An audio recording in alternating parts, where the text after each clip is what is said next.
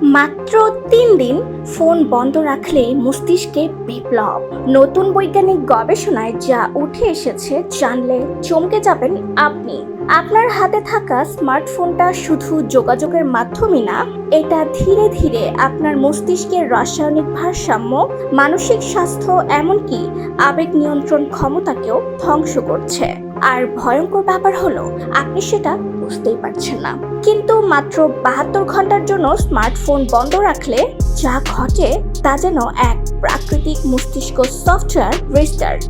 প্রতিদিন সকালে ঘুম ভাঙতেই আপনার হাতে প্রথম যে বস্তুটি আসে তা হলো smartphone. Notification check, reels scrolling, relationship status, news update, এই অবিরাম তথ্য ঝড়ের মধ্যে আপনার মস্তিষ্ক চরম উত্তেজনার মধ্যে পড়ে যায়। এই উত্তেজনা আমাদের মস্তিষ্কে তৈরি করে ডোপামিন, একটি নিউরো ট্রান্সমিটার যা আনন্দ, পুরস্কার ও প্রেরণার অনুভূতির জন্য দায়ী। নিয়মিত অতিমাত্রায় ডোপামিন নিঃসরণ আপনার মস্তিষ্কের রিসেপ্টরগুলোকে কম সংবেদনশীল করে তোলে। ফলে আপনি দিনে দিনে হারাতে থাকেন মনোযোগ, ধৈর্য ও বাস্তবানন্দের অনুভূতি। ২০২৩ সালের একটি গবেষণা অনুযায়ী স্মার্টফোন আসক্তদের মস্তিষ্কের নিউরোকেমিক্যাল ইমব্যালেন্স স্পষ্টভাবে শনাক্ত করা গেছে, বিশেষ করে ডোপামিন ও সেরোটোনিনের স্তরে। অতিরিক্ত স্মার্টফোন ব্যবহার ডোপামিন নিঃসরণকে অস্বাভাবিক মাত্রায় বাড়িয়ে তোলে, ফলে মস্তিষ্ক স্বাভাবিক কাজ থেকে আনন্দ নিতে পারে না।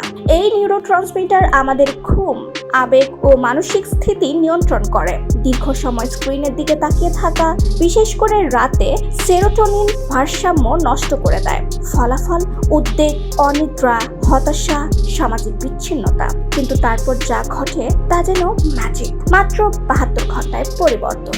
২০২৪ সালে ডিউক ইউনিভার্সিটি নিউরোসায়েন্স বিভাগ একটি পরীক্ষায় দেখায় যারা মাত্র ৩ দিন স্মার্টফোন ছাড়াই কাটিয়েছে তারা রিপোর্ট করেছেন ৭২% অংশগ্রহণকারী বলেন তাদের মনোযোগ বেড়েছে, ৬৫% বলছেন ঘুমের মান উন্নত হয়েছে, ৮০% বলেন তারা নিজেদের বেশি শান্ত ও স্পষ্ট অনুভব করেছেন।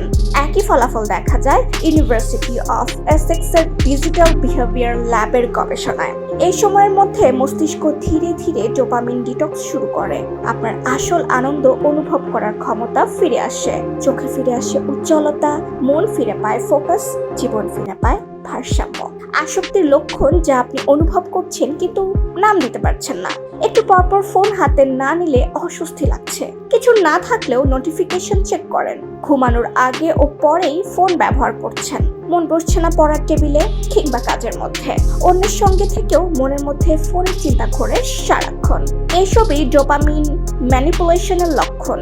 আপনি যদি ৭২ ঘন্টার জন্য স্মার্টফোন, সোশ্যাল মিডিয়া, গেমিং সব কিছু বন্ধ রাখতে পারেন, তাহলেই আপনি অনুভব করবেন মন ও শরীরের মধ্যে সম্পর্ক তৈরি হচ্ছে, আবেগ নিয়ন্ত্রণ সহজ হচ্ছে, আপনি আবার নিজের সঙ্গে সময় কাটাতে শিখছেন, সৃজনশীলতা বাড়ছে, খুব গভীর হচ্ছে এবং মস্তিষ্ক ফ্রেশ ফিল করছে। আপনি প্রযুক্তির ব্যবহার করুন, প্রযুক্তি যেন আপনাকে ব্যবহার না করে। একবার চেষ্টাই করুন, মাত্র ৩টা দিন স্মার্টফোন বন্ধ রেখে নিজের মস্তিষ্ককে একটু বিশ্রাম দিন।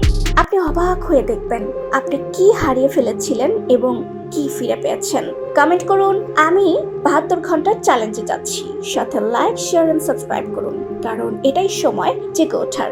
আমিও যাচ্ছি। Bye bye.